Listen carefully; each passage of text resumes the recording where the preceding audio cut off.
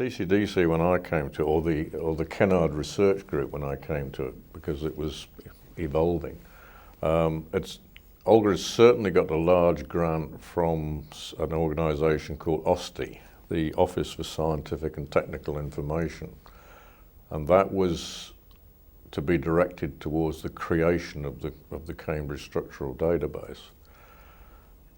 There was also money because Olga was an MRC fellow who'd been, if you like, seconded to Cambridge. I think that was the terminology. She also had Medical Research Council funding for some crystal structure determination, and I think there was I think at the time it was DSIR, Department for Scientific and Industrial Research. There was also money from them. They eventually turned into the SRC and SERC and then EPSRC. But I think that was the basis for the funding at the time. However, you've got to be able to ask her how that actually started up. But the OSTI money was very important as seed money for creating the CSD. The CSD was grant funded right the way through from then until 1989, and eventually it was taken over and brought under the aegis of the SERC at the time, was the Science and Engineering Research Council, and we used to receive a rolling grant. I think they were 4-year rolling grants, but with a review every second year, and then it would roll over. And so we would receive visitations from a committee every second year where we had to put on a show. But as far as our customer base was concerned, we were increasingly, towards the end of that period, we were increasingly releasing database to industry, and we made a charge for that. As we charged academics, if you like, a cost recovery charge, and we tried to keep that charge as low as possible. With industrial companies, Olga chose, and I think quite rightly, to charge them a reasonable subscription, annual subscription. So we were also building up earnings, and again, you'll have to ask Olga the ins and outs of how the negotiations went, but it was very clear from some of the panel meetings I went to that, you know, panel members thought, well, actually this group is now almost self-financing, the database side of it.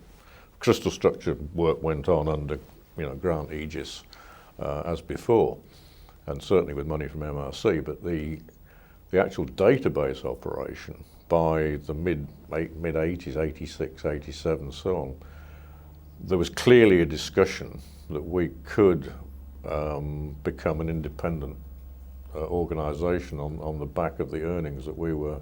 Now, it was touch and go, and there was quite a considerable debate about whether we should be brave enough to do it.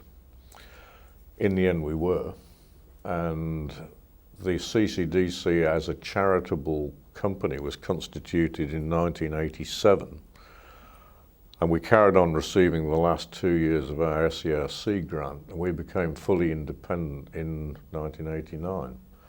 So since then, we've existed on our earnings from subventions for the CSD. And the diversification, we discussed this at that time quite a lot. The diversification was to ensure that if suddenly the CSD was not flavour of the month and we started losing customers, we had something else to fall back on.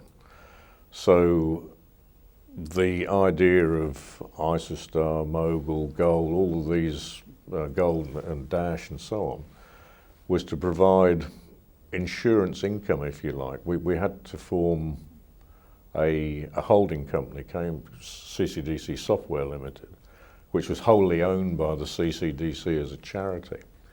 But the idea was that the whole together would move forward.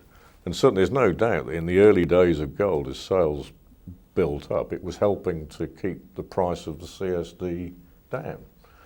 And indeed, I mean, I'm speaking as from a strange viewpoint, but I think the CSD is a bargain. and we've tried to keep those costs down, both certainly to academics, but also to industry. And we've done that by diversifying our income stream.